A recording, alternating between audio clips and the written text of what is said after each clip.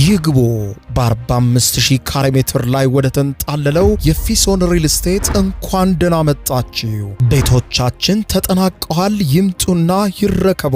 በተንጣለለው የፊሶን መንደር ታውን ሃውስ፣ ቪላና አፓርትመንት እንደ ምርጫው አቅርበናል። ዘመናዊና ቅንጡ አፓርትመንቶቻችን ከባለ 1 እስከ ባለ 3 መኝታ ተሰናድተዋል። እርሶን ይጠብቃሉ።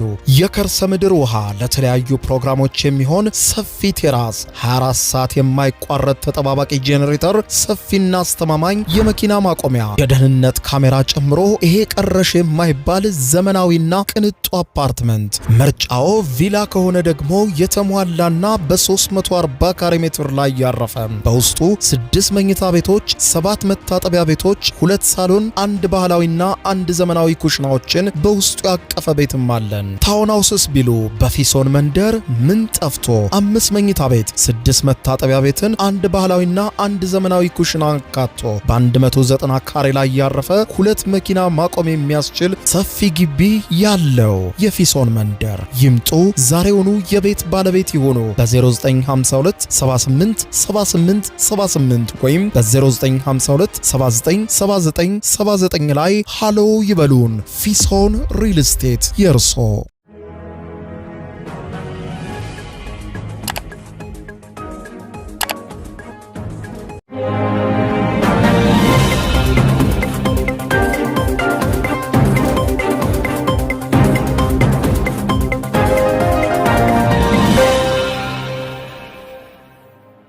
ጤና ይስጥልኝ ክቡራትና ክቡራን የዩቲዩብ ቻናል ቤተሰቦች፣ የሰዓቱን አጫጭር ሰበር መረጃዎች ይዤ ቀርብ ያለው። በርከት ያሉ መረጃዎች ዩቲዩብ ላይ ሲጫኑ ቀድሞ ለእናንተ የማስታወቂያ መልእክት ወይም ኖቲፊኬሽን እንዲደርሷችሁ የዩቲዩብ ቻናሌን ሰብስክራይብ በማድረግ የደወል ምልክቷን መጫን አትዘንጉም።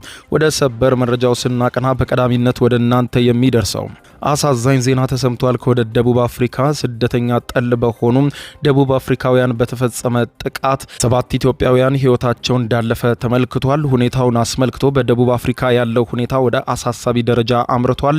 የተባበሩት መንግስታት ድርጅትን ጨምሮ የተለያዩ አካላትም በስደተኞች ላይ የሚፈጸሙ ጥቃቶችን አስመልክቶ አስቸኳይ መግለጫ በማውጣት ላይ ናቸው። በዝርዝር አስደምጣቸዋለሁ።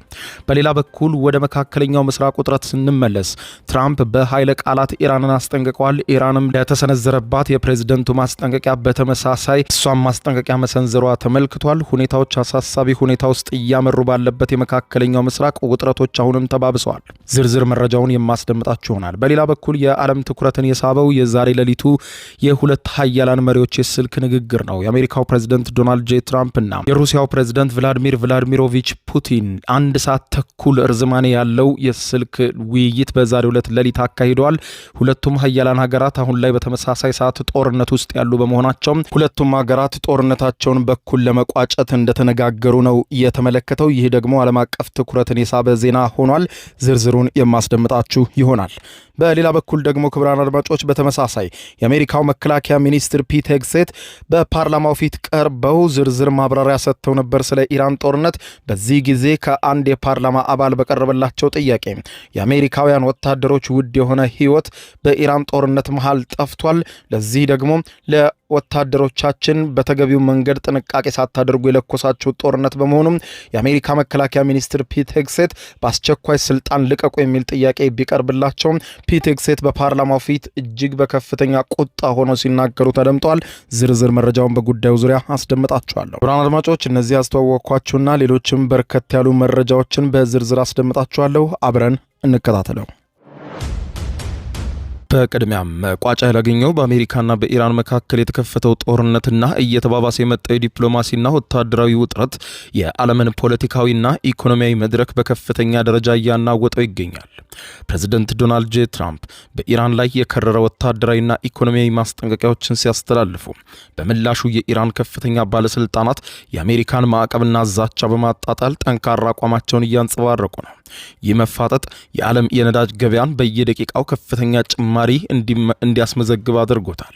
የአሜሪካው ፕሬዝዳንት ዶናልድ ጄ ትራምፕ ዛሬ ሌሊቱን ትሩዝ ሶሻል በተባለው ማህበራዊ ሚዲያ ገጻቸው ላይ ከር ያሉ ቃላትን በመጠቀም ኢራንን ማስጠንቀቅ ቀጥለዋል። ኢራን የሚመጣባት ጥፋት በጣም ከባድ ነው፣ ከዚያ በፊት ሁኔታዋን ማስተካከል አለባት፣ ሁኔታው በጣም እያታከተን ነው ሲሉ ጽፈዋል። ይህ በእንዲህ እንዳለ ዎል ስትሪት ጆርናል ስማቸውን ያልጠቀሰው ከፍተኛ የአሜሪካ ባለስልጣንን ዋቢ አድርጎ ባወጣው አዲስ ዘገባ ፕሬዝዳንት ዶናልድ ጄ ትራምፕ ኢራን የኒውክሌር አቅሟን ሙሉ በሙሉ እንድትተው ለማስገደድ በማሰብ የአሜሪካ ብሔራዊ ደህንነት ባለስልጣናት በኢራን ወደቦች ላይ እጅግ የተራዘመ የባህር ላይ እገዳ ለማድረግ ዝግጅት እንዲያደርጉ ትዕዛዝ ሰጥተዋል ተብሏል።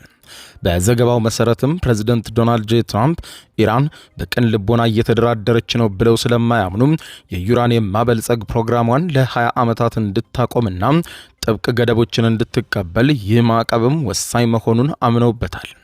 ጆርናሉ አክሎም ፕሬዚደንት ትራምፕ በዋይት ሃውስ ሲቹዌሽን ሩም ባደረጉት ስብሰባ ላይ የአየር ላይ የፈንጂ ድብደባን ዳግም መጀመርም ሆነ ከግጭቱ ሙሉ በሙሉ መውጣት አደገኛ መሆኑን በመግለጽ የባህር ኃይሉ የኢራንን የነዳጅ ኤክስፖርት ማፈኑን እንዲቀጥል ትዕዛዝ ሰጥተዋል።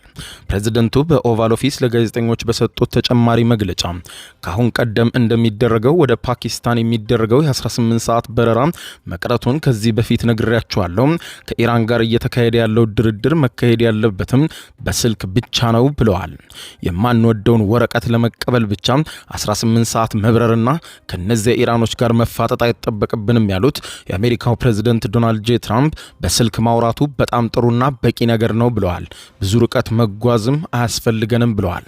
አክለውም ትራምፕ የኒውክሌር ጦር መሳሪያ እንደማይኖራቸው ኢራኖች እስካልተስማሙ ድረስ ምንም አይነት ስምምነት ከኢራን ጋር አይኖረኝም በማለት የማያወላውል አቋሜን ይህ ነው ብለዋል። በተጨማሪም አሜሪካ የኢራንን የባህር የአየርና የራዳር ኃይል ማውደምና 80 በመቶ የሚሆነውን የሚሳኤል ክምችቷን አውድመናል በማለት የገለጹት ትራምፕ ኢራን ማድረግ ያለባት እጅ ሰጥተናል ብላ መናገር ብቻ ነው፣ ነገር ግን እጅ መስጠት አልፈለገችም ሲሉ ተናግረዋል። ይህ የፕሬዝደንት ዶናልድ ጄ ትራምፕ ንግግር ከኢራን በኩል ያለ ምላሽ አልታለፈም። የኢራን ፓርላማ አፈ ጉባኤ የሆኑት መሐመድ ባገር ቃሊባፊ የፕሬዝደንት ዶናልድ ጄ ትራምፕን ዛቻ በማጣጣል በማህበራዊ ትስስር ገጻቸው ላይ ባሰፈሩት ጽሑፍ ፕሬዚደንት ዶናልድ ጄ ትራምፕ በግምጃ ቤት ኃላፊያቸውን ስኮት ቤሴንት የሚሰጣቸውን ቆሻሻ ምክር እየተከተሉ ነው ዝም ብለው የሚናገሩት ያሉት ቃሊባፊ አሜሪካ የምትከተለው የእገዳ ንድፈ ሐሳብ የነዳጅ ዋጋን ወደ 120 የአሜሪካ ዶላር እንዲጠጋ ማድረጉን ጠቅሰው ቀጣዩ ፌርማታ ደግሞ 140 ዶላር ነው። ዓለም ይዘጋጅ፣ የነዳጅ ዋጋ በአስደንጋጭ ሁኔታ ገና ይጨምርባቸዋል ብለዋል። ችግሩ ያለው ከንድፈ ሐሳቡ ብቻ ሳይሆን ከፕሬዚደንት ዶናልድ ጄ ትራምፕ ስለ ኢራን የሚያስቡትና በአጠቃላይ ካቢኔያቸው ስለ ኢራን የሚያስበው ነገር የተምታታ በመሆኑ ነው ብለዋል። በኢራን የተከማቸው የነዳጅ 3 ቀናት ውስጥ ፈንድቶ መሰረተ ልማቷን በሙሉ ያወድማል በማለት ትራምፕ ለፎክስ ኒውስ መናገራቸውን የጠቀሱት ቃሊባፊ ይሄውና 3 ቀን አለፈ፣ ምንም የፈነዳ ነገር የለም፣ ፕሬዝደንቱም ውሸታቸውን መናገር አሁንም አላቆሙም ብለዋል። በሌላ በኩልም በሀገር ውስጥ ሚዲያዎች እንደተዘገበው ቃሊባፊ አሜሪካ በኢኮኖሚ ጫናና በተንኮል የተሞላ የውስጥ ክፍፍልን በመጠቀም ኢራንን ለማንበርከክ እየሞከረች መሆኑን ገልጸው ህዝቡ አንድነቱን እንዲጠብቅም ለኢራናውያን ጥሪ አቅርበዋል። 261 የኢራን ፓርላማ አባላትም ለቃሊባፍ ለድርድር ቡድናቸው ያላቸውን የጋራ ድጋፍ የሚገልጽ መግለጫም አውጥተዋል።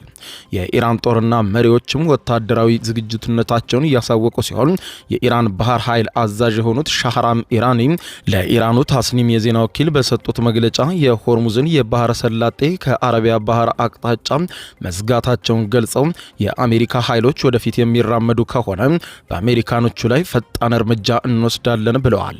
ጠላት ጦርነቱን በአጭር ጊዜ ውስጥ አሸንፋለሁ ብሎ ማሰቡ በወታደራዊ አካዳሚዎች መሳለቂያ ሆኗል ብለዋል። ስማቸው ያልተጠቀሰ ሌላ አንድ የኢራን ከፍተኛ ወታደራዊ ባለስልጣን ደግሞ ፕሬስ ቲቪ ለተሰኘው የኢራን መገናኛ ብዙሃን እንደነገሩት ከሆነ አሜሪካ እገዳዋንና ግትርነቷን ከቀጠለች በተለይም የኢራን ጦር እስካሁን ለዲፕሎማሲ ሲል ያሳየውን ትዕግስት ተሟጦ ካለቀ በአጭር ቀናት ውስጥ ጠላት ላይ የተለየ ምላሽ ለመስጠት ተዘጋጅቷል ብለዋል። የቴህራን ዩኒቨርሲቲ ፕሮፌሰር የሆኑት ፉአድ አዛዲ ለአልጀዚራ በሰጡት ትንታኔ የአሜሪካ ጥያቄዎች እጅግ የተጋነኑና ኢራን ልትቀበላቸው ፈጽሞ የማትችላቸው በተለይም የሚሳኤል አቅሟን በሚመለከትና የኒውክሌር አቅምን በሚመለከት በመሆናቸው ቀጣዩ ዙር ድርድር ከመጀመሩ በፊት ዳግም ጦርነት እንደሚቀሰቀስ አረጋጋጭ ነው ሲሉ ስለ ሁኔታው አስፈሪነት ተናግረዋል። ይህ የሆርሙዝ የባህረ ሰላጤ ውጥረትና የአሜሪካ የባህር ላይ እገዳ የዓለምን ኢኮኖሚ ከባድ አደጋ ውስጥ ጥሎታል። የብሬንት ድፍድፍ ነዳጅ ዋጋ ሮብ ዕለት ከነበረበት በ3 በመቶ በላይ በማደግ የአንድ በርሜል ነዳጅ ዋጋ 116 የአሜሪካን ዶላር በዛሬው ዕለት ገብቷል። የዌስት ቴክሳስ ኢንተርሚዲየት $104 በላይ አሻቅቧል።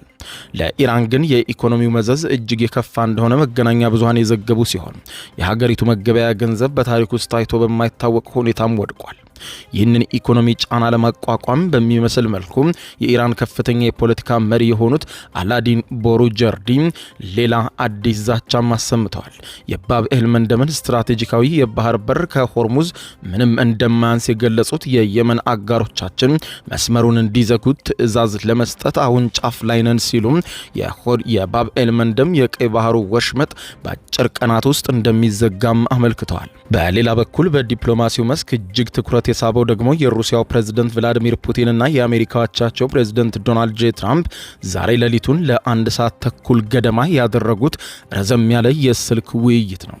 የክሬምሊን ቃል አቀባይ የሆኑት ዩሪ ኡቫንኮቭ ለጋዜጠኞች በሰጡት ማረጋገጫ ፑቲን በዋይት ሃውስ የጋዜጠኞች እራት ግብዣ ላይ በትራምፕ ላይ የተሞከረውን የግድያ ሙከራ አጥብቀው አውግዘዋል በማለት የገለጹ ሲሆን የፖለቲካ ብጥብጥንም ፑቲን አይደግፉም ብለዋል። በሁለቱ መሪዎች በውይይታቸው ወቅትም ፑቲን ትራምፕ ከኢራን ጋር ያደረጉትን የተኩስ አቁም ማራዘሚያ በመደገፍ አሜሪካና እስራኤል ዳግም የኃይል እርምጃ የሚወስዱ ከሆነ ለዓለም አቀፉ ማህበረሰብ እጅግ አስከፊ መዘዝ እንደሚያመጣ አስጠንቅቀዋል። በተለይም ደግሞ በእግረኛ ጦር የኢራንን ድንበር መጣስ ፍጹም ተቀባይነት የሌለውና አደገኛ መሆኑን አጽንኦት ሰጥተው አብራርተዋል። ፕሬዝዳንት ዶናልድ ጄ ትራምፕ ለሲኤንኤን የዜና ወኪል እንደተናገሩት ከሆነ የዩክሬንና የኢራን ጦርነቶች በተመሳሳይ የጊዜ ሰሌዳ ሊያልቁ ይችላሉ። ከፑቲን ጋር ይህንን ነው የተነጋገርነው ሲሉ ትራምፕ ተናግረዋል። ትራምፕ አክለውም ዩክሬን በወታደራዊ ደረጃ ሙሉ በሙሉ በሩሲያ ተሸንፋለች፣ 159 መርከቦቻቸው ውሃ ውስጥ ሰምጠውባቸዋል ዩክሬናውያን ሲሉ የተናገሩ ሲሆን አክለውም ዩክሬናውያን አሁን ምንም አይነት አማራጭ የላቸውም፣ ለሩሲያ እጃቸውን መስጠትና ጦርነቱን መቋጨት አለባቸው በማለትም ገልጸዋል። የዩክሬንን ጦርነት በተመለከተ ፑቲን ግንቦት 9 ቀን ለሚከበረው የሩሲያ የድል ቀን ማስታወሻ ይሆን ዘንድ ጊዜያዊ የተኩስ አቁም እንዲደረግ ያቀረቡት ሀሳብ ትራምፕ በበጎ መቀበላቸውን ነው የክሬምሊን ቃል አቀባይ ኡቫኮቭም በመግለጫቸው ላይ የገለጹት። የዓለማችንን ሁለት ልዕለ ኃያል ሀገር ሩሲያና አሜሪካን የሚመሩት ፕሬዝዳንት ዶናልድ ጄ ትራምፕና ፕሬዝዳንት ቭላዲሚሮቪች ፑቲን ባደረጉት 1 ሰዓት ተኩል በዘለቀ የስልክ ውይይታቸው ሁለቱም አሁን ላይ ካሉበት ጦርነት እንዴት መውጣት እንዳለባቸው መነጋገራቸውንና ስትራቴጂ መቀየሳቸው የተሰማ ሲሆን የፕሬዝዳንቶቹ ንግግር በተመለከተ ዝርዝር መግለጫ ግን እስካሁን ድረስ ከሁለቱም በኩል አልወጣም። ይህ በዚህ እንዳለ በአሜሪካ የውስጥ ፖለቲካ ውስጥም ጦርነቱ ከፍተኛ ውዝግብ ማስነሳቱን ቀጥሏል። ዴሞክራቱ የኮንግረስ አባል የሆኑት ፓት ራያን የፔንታጎን ኃላፊ የሆኑትን ፒት ሄግሴትን በኩዌት የድሮን ጥቃት ሕይወታቸውን ባጡ 6 አሜሪካውያን ወታደሮች ምክንያት ክፉኛ ተችተዋቸዋል። ሲቢኤስ ኒውስ የተረፉ ወታደሮችን ጠቅሶ ባወጣው ዘገባ መሰረት ወታደሮቹ ለጥቃቱ ዝግጁ እንዳልነበሩ በመጥቀስ ራያን ሄግሴት ስልጣናቸውን በአስቸኳይ እንዲለቁ ጠይቀዋል። አሜሪካና እስራኤል ተቀናጅተው በኢራን ላይ ጦርነት ሲከፍቱ በአካባቢው ላይ ሰፍረው የነበሩ የአሜሪካ ወታደሮች ዝግጁ እንዲሆኑና ራሳቸውን በተለይም ሊመጣ ከሚችል ጥቃት እንዲከላከሉ ፈጽሞ አላዘጋጇቸውም፣ የተጋነነ ችሎታ እንዳላቸው ያስቡ ነበረ ብለው ጠቅሰዋል። እዚህም ደግሞ ውድ የሆኑ የአሜሪካውያን ወታደሮች ሕይወት ጠፍቷል። ለዚህ ደግሞ የአሜሪካ መከላከያ ሚኒስትር የሆኑት ፒት ሄግሴት ኃላፊነት ስላለባቸው በአስቸኳይ ስልጣናቸውን ይልቀቁ ሲሉ ጠይቀዋል።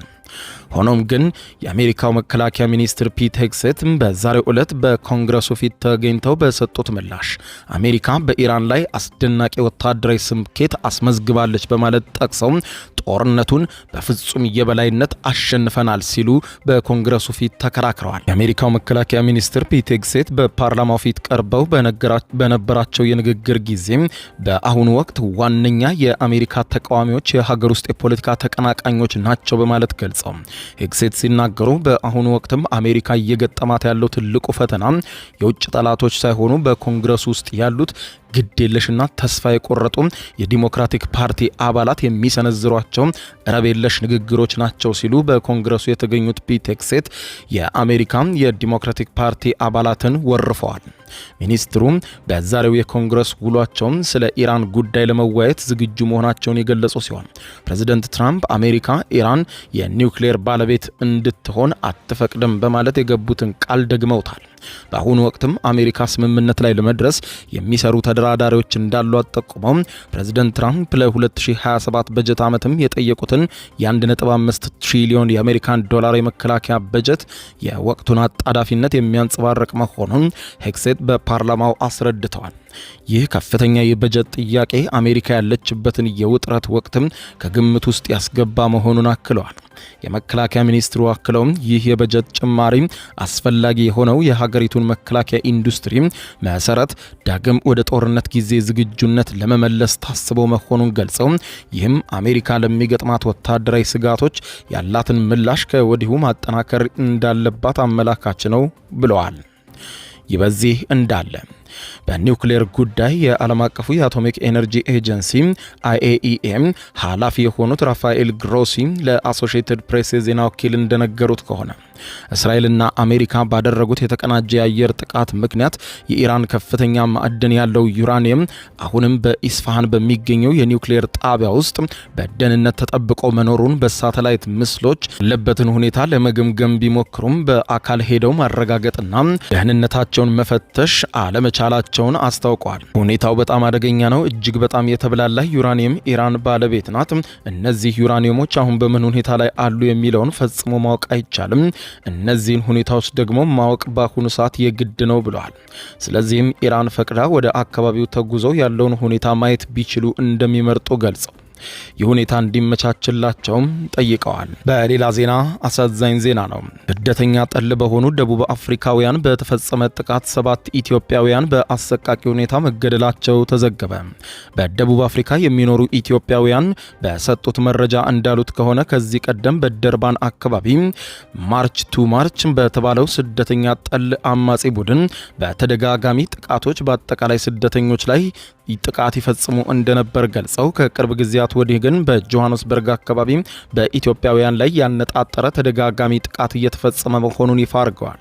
ካሳለፍነው መጋቢት ወር አጋማሽ ጀምሮ በተከታታይ ቀናት 2 ለረጅም ዓመታት በሀገሪቱ የኖሩና ሀብት ያፈሩ አቶ ወንድሜነህ አየለና አብርሃም ይመር የተባሉ ኢትዮጵያውያን በጆሃንስበርግ ጂፒ ስትሪት ተብሎ በሚጠራው አካባቢ በ16 እና በ3 ጥይት ተደብድበው መገደላቸውን ለመገናኛ ብዙሃን ገልጸዋል። በደቡብ አፍሪካ ያሉ ኢትዮጵያውያን አክለውም ሲያብራሩ ሁለቱም ግለሰቦች የኢትዮጵያውያን አስተባባሪና በኢትዮጵያም በደቡብ አፍሪካ ትልልቅ ፎቆች ያሏቸው የተከበሩ ባለሀብቶች ነበሩ ሲሉ ገልጸዋል። በተከታታይ ቀናት በኢትዮጵያውያኑ መገደል በመላው ኢትዮጵያውያን ዘንድ ከፍተኛ የሆነ ስጋት በደቡብ አፍሪካ ውስጥ ፈጥሯል ሲሉም አስረድተዋል። ከሰሞኑ ደግሞ በተመሳሳይ በተከታታይ ቀናት ግድያ ተፈጽሟል። አቶ ቶፊቅ የተባለ ኢትዮጵያዊ በተገደለ በሁለተኛው ቀን ደግሞ ሌሎች 3 ኢትዮጵያውያን በጥይት ተደብድበው መገደላቸውን ለመገናኛ ብዙሃን አስረድተዋል። እንደ ነዋሪዎቹ ገለጻ ከሆነ በደቡብ አፍሪካ የኢትዮጵያ ኮሚኒቲ ማህበረሰብ አስተባባሪዎችና ቤተሰቦቻቸው የጥቃቱ ኢላማዎች ናቸው በማለት አስረድተዋል። በዚህም በደቡብ አፍሪካ ለረጅም ዓመታት ከቆዩ ግለሰቦች መካከል አንድ ሰው ጥቃቱ የሚፈጸመው በቅጥረኛ ነብሰ ገዳዮች ቢሆንም በአካባቢው ከአማጽያን ጋር ህብረት የፈጠሩ በእስር ቤት ያሉ የኛ ሰዎችም ጭምር በዚህ ሁኔታ የሚሳተፉ ናቸው ሲሉ ስለ ጥቃቱ ሁኔታ ያስረዳሉ። በደቡብ አፍሪካም በተለይም ደግሞ በስደተኞች ላይ የሚፈጸሙ ጥቃቶች እየጨመሩ መሄዳቸውን ተከትሎ በደቡብ አፍሪካ ውስጥ የሚኖሩ አፍሪካውያን ስደተኞችም የተቃውሞ ሰልፍ በሚካሄድ በት ወቅት ሱቆቻቸውን እንዲዘጉ እንደተነገራቸው ተመልክቷል። በደቡብ አፍሪካ ዋና ከተማ ፕሪቶሪያ የሚኖሩ አፍሪካውያን ስደተኞች ጸረ ስደተኛ ሰልፎች በደቡብ አፍሪካ ውስጥ በሚካሄዱበት ወቅት ጥቃት እንዳይሰነዘርባቸው ከፍተኛ ጥንቃቄ እንዲያደርጉ ተነግሯቸዋል። በደቡብ አፍሪካ መጤ ጠል የሆኑ ግለሰቦች የሚያደርሷቸው ጥቃቶች በተለያየ የአፍሪካ ሀገራት ዜጎች ላይ በተለይም ኢትዮጵያውያን መገደላቸውም ተዘግቧል።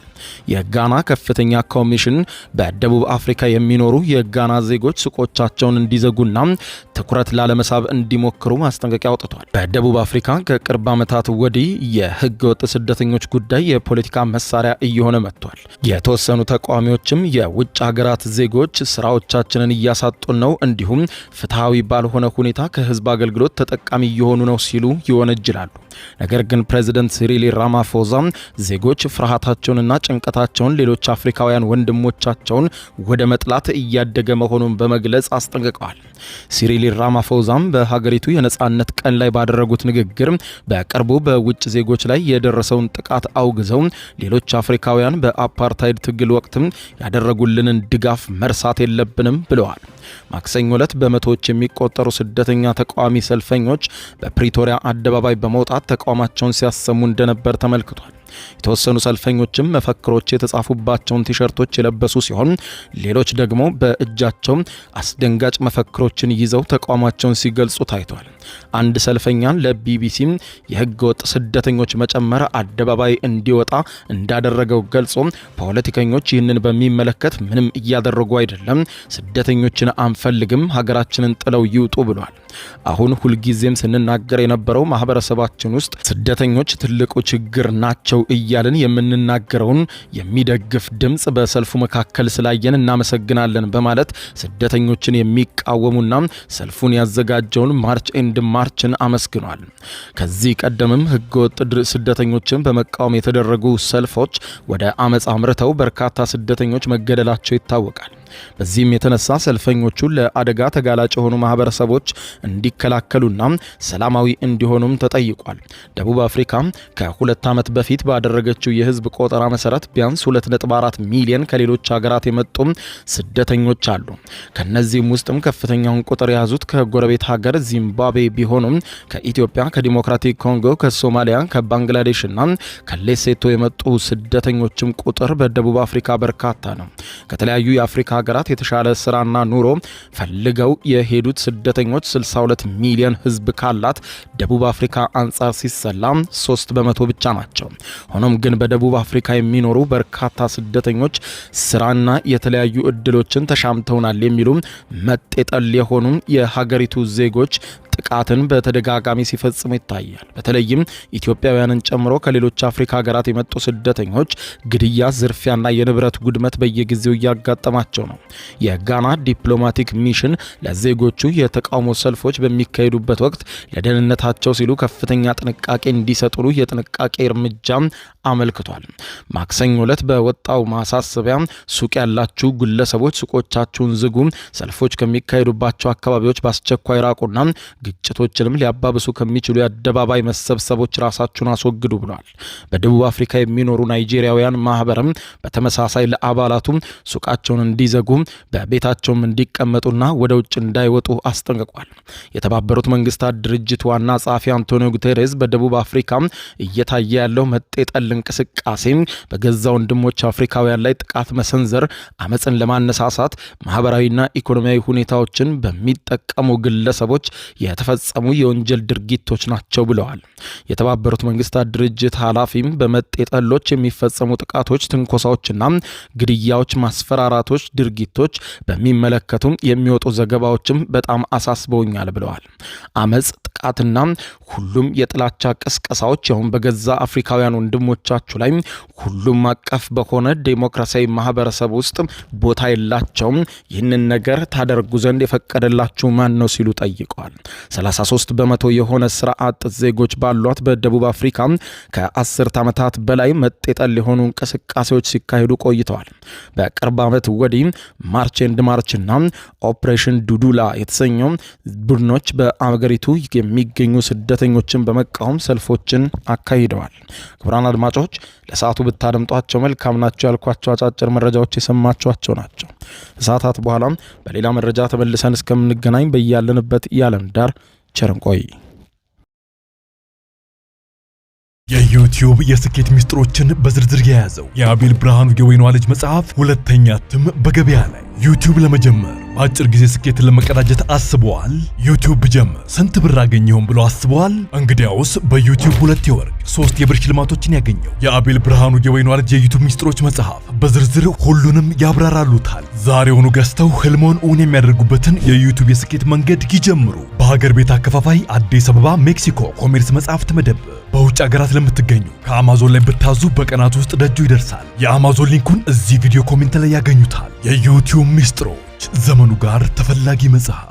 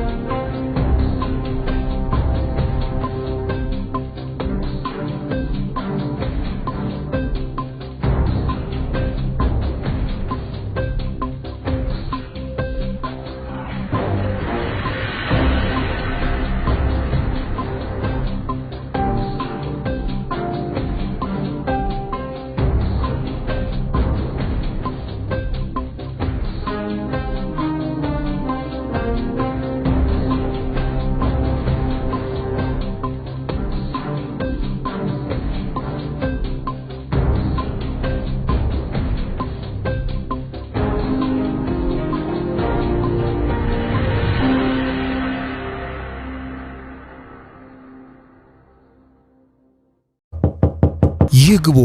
በ45000 ካሬ ሜትር ላይ ወደ ተንጣለለው የፊሶን ሪል ስቴት እንኳን ደህና መጣችሁ። ቤቶቻችን ተጠናቀዋል። ይምጡና ይረከቡ። በተንጣለለው የፊሶን መንደር ታውን ሃውስ፣ ቪላና አፓርትመንት እንደ ምርጫው አቅርበናል። ዘመናዊና ቅንጡ አፓርትመንቶቻችን ከባለ 1 እስከ ባለ 3 መኝታ ተሰናድተዋል። እርሶን ይጠብቃሉ።